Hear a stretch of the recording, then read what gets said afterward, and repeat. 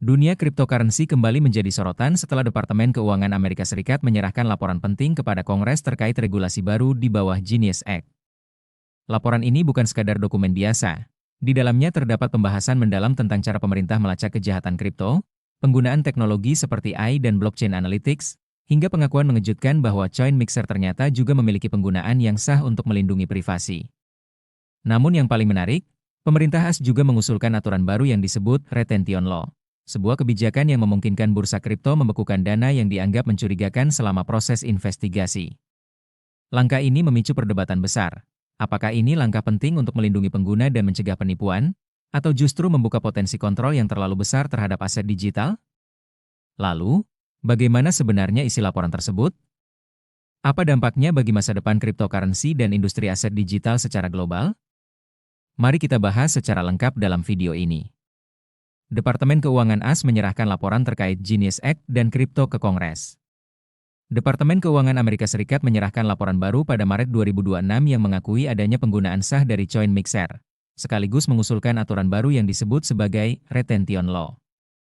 Departemen Keuangan AS mengirimkan laporan terbaru tentang cryptocurrency kepada Kongres dalam kerangka Genius Act. Dokumen tersebut memiliki sekitar 32 halaman dan berfokus pada metode untuk melacak serta mencegah aktivitas ilegal yang menggunakan aset digital.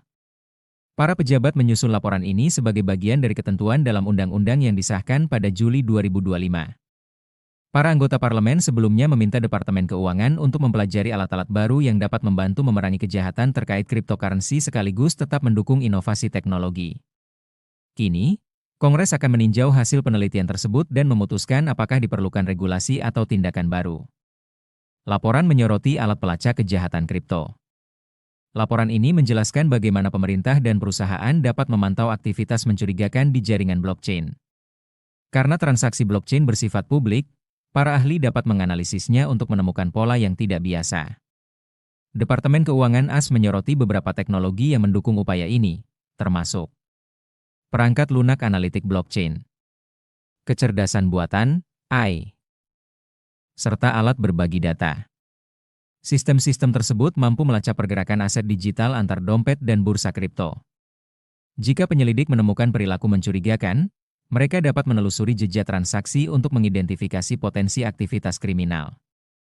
Para pejabat menyatakan bahwa alat-alat ini menjadi semakin penting seiring pertumbuhan industri cryptocurrency. CoinMixer diakui memiliki penggunaan yang sah. Salah satu poin menarik dalam laporan tersebut berkaitan dengan alat pencampur transaksi kripto, CoinMixer. Alat ini menggabungkan berbagai transaksi sehingga pihak luar sulit melacak asal dana. Sebelumnya, otoritas AS sering mengaitkan alat mixing dengan aktivitas ilegal seperti pencucian uang. Namun laporan terbaru ini mengakui bahwa alat tersebut juga memiliki penggunaan yang sah. Sebagai contoh, orang dapat menggunakannya untuk melindungi privasi pribadi, menyembunyikan pembayaran bisnis yang sensitif, atau melakukan donasi secara anonim. Meski demikian, Departemen Keuangan tetap memperingatkan bahwa para pelaku kejahatan masih dapat menyalahgunakan alat tersebut. Karena itu, regulator ingin mengembangkan metode yang lebih baik untuk mendeteksi transaksi mencurigakan. Departemen Keuangan mengusulkan Retention Law. Laporan tersebut juga mengusulkan regulasi baru yang disebut sebagai Retention Law. Gagasan ini memungkinkan bursa cryptocurrency untuk membekukan dana yang mencurigakan sementara waktu selama proses investigasi. Tujuannya adalah mencegah dana hasil pencurian atau aktivitas ilegal bergerak dengan cepat melalui sistem.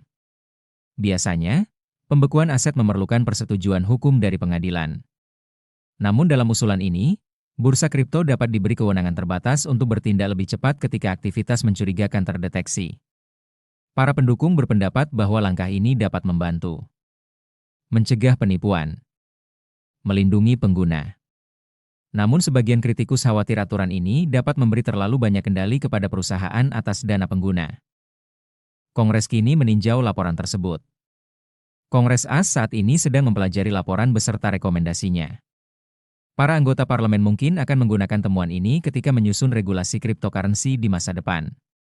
Genius Act sendiri sebelumnya banyak berfokus pada stablecoin, termasuk aturan bagi penerbit dan pengawasan oleh regulator.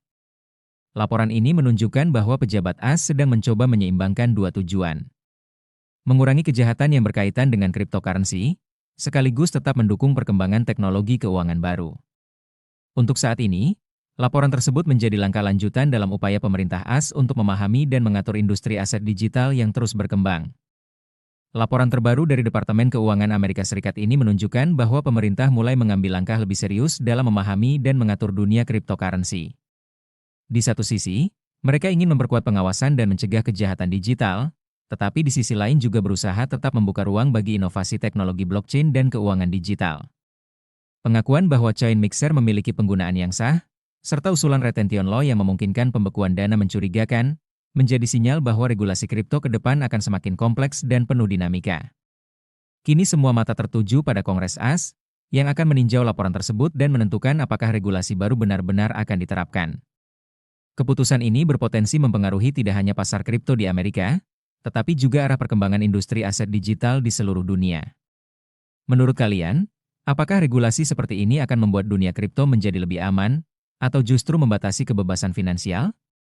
Tulis pendapat kalian di kolom komentar. Jangan lupa like, share, dan subscribe, agar kalian tidak ketinggalan update terbaru seputar cryptocurrency, blockchain, dan perkembangan teknologi finansial global. Sampai jumpa di video berikutnya.